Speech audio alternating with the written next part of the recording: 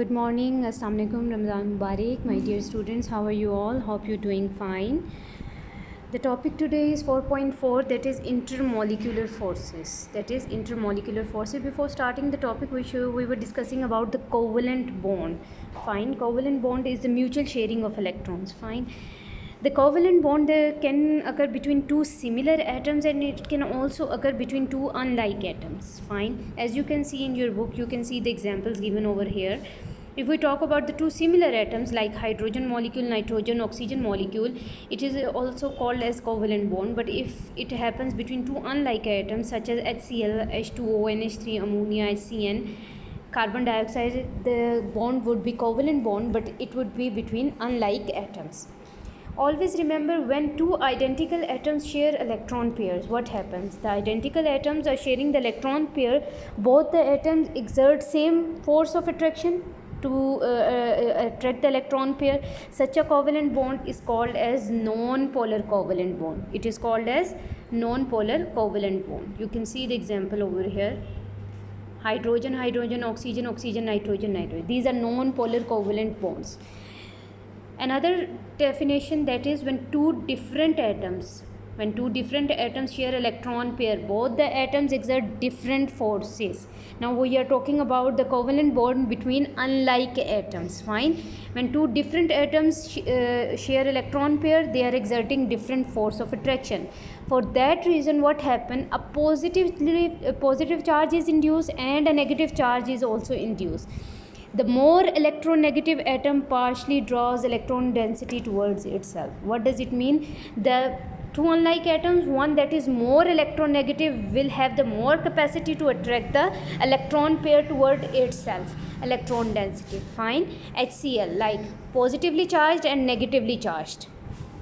Hydrogen has positive charge, whereas the chlorine has negative charge. This is also called as partial positive and partial negative charges. Fine. This is showing the polar covalent bond. This type of bonding is called as polar covalent bond. The polar covalent bond is what? You have two unlike atoms that are making the bond, exerting the different forces. Fine. So the more electronegative atom will partially draw toward the electron pair towards itself and induces the partial negative charge, whereas the other atom will induce the partial positive charge. Such covalent bond is called as polar covalent bond, and such forces of attraction thus created between the molecules are called intermolecular forces. Always remember the term inter means in between. Inter means in between, means two atoms, and the forces of attraction between them is called as intermolecular forces. Further, you should know intermolecular forces are somehow weaker than ionic or covalent bonding, but there are types of intermolecular forces. One of the type is dipole-dipole interaction, and the other is a hydrogen bonding. These are discussed below: the dipole-dipole interactions and the hydrogen bonding. Dipole-dipole interaction means there is an induction of the polarity. Polarity is induced in the molecule. It means one negative end is formed and one is a positive end. Such negatively end of polar molecule is very attracted to the slightly negative positive end of the molecule. Such attracting forces are called as dipole-dipole interactions. As you can see in HCl, water, these are called as dipole-dipole interaction. Now the next terminology is the hydrogen bonding. It is the hydrogen bonding. It is the interaction of a highly electron deficient hydrogen atom. Hydrogen bonding, the one important part is the highly electron deficient hydrogen and lone pair on a nearby highly electron negative atom. We are taking the two things: one highly electron deficient hydrogen atom, and it is interacting with the highly electronegative atoms, any atom such as nitrogen, oxygen, fluorine. These are electronegative atoms.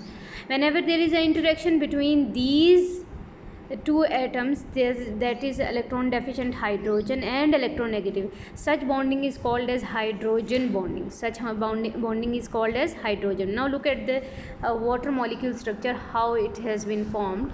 Hydrogen has one electron, hydrogen has one electron. Oxygen needs two electrons to complete. Fine. So there is a possible sharing of two electrons from each of hydrogen atoms. Now it becomes a hydrogen bonding.